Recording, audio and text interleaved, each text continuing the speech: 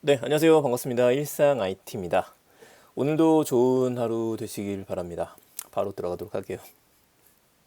전 첫 번째 이야기는 SKT 인공지능 에이전트 이야기입니다.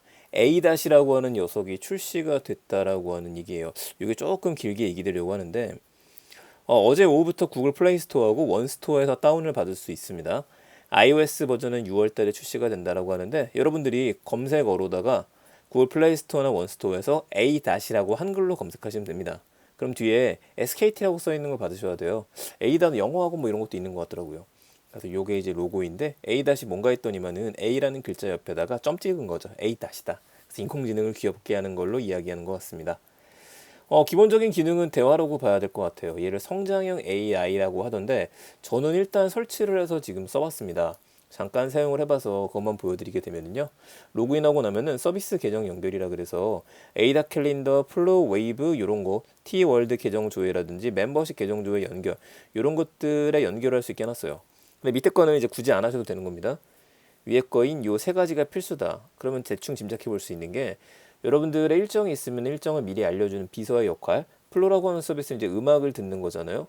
나는 굳이 플로로 음악 듣지 않는데 하시는 분들 같은 경우 괜찮습니다. 처음 가입하게 되면 90곡 정도를 무료로 들을 수 있게 한 달에 지급해주고 웨이브도 이거 유료 서비스 아닌가 하실 수 있는데 여기를 통해서 가입하게 되면은 웨이브 라이트가 있나 봐요. AI 라이트라 그래서 또 여기서 영어 추천도 해준다라고 합니다. 볼 수도 있게 잠깐 열어놓는 것 같습니다. 이것도 한시적으로.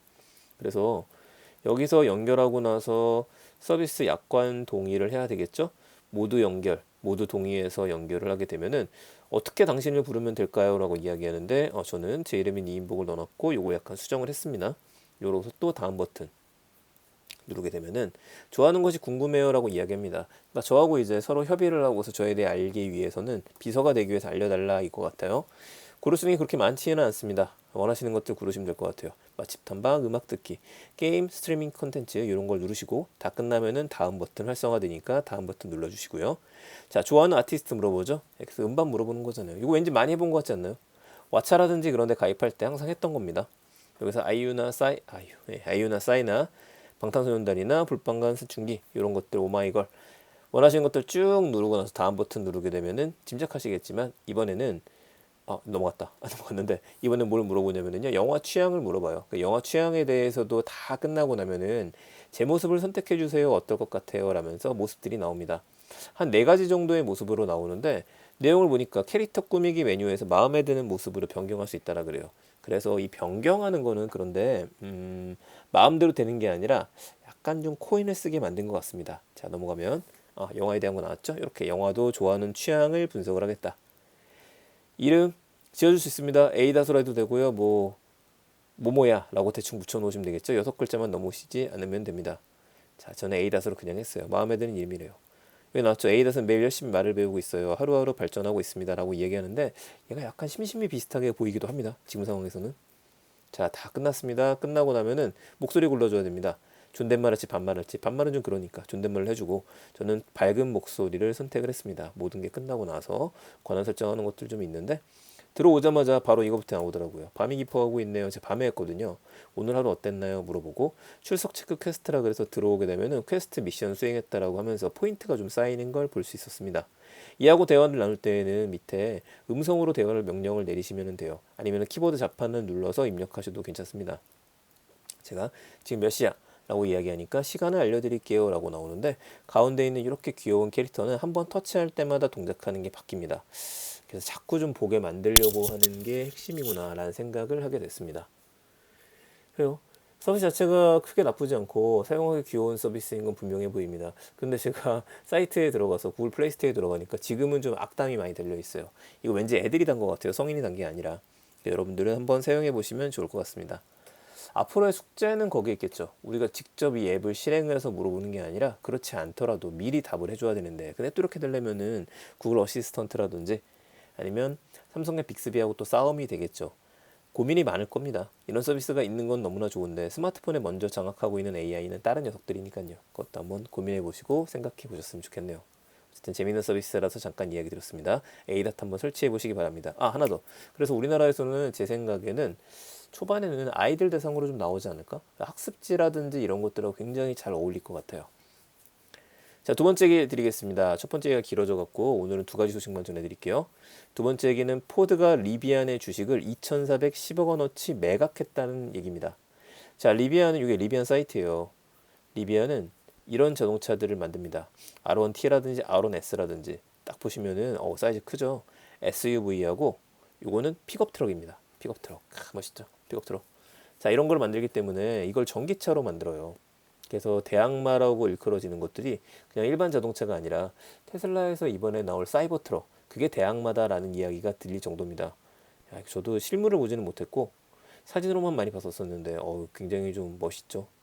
안에도 심플하게 되어져 있고요. 괜찮다. 다시 봐도 뭐 금액도 국내에 들어오면 엄청 올라갈 것 같기는 하지만 이런 류를 좋아하시는 분들이라면 한번 탐낼만 할 겁니다.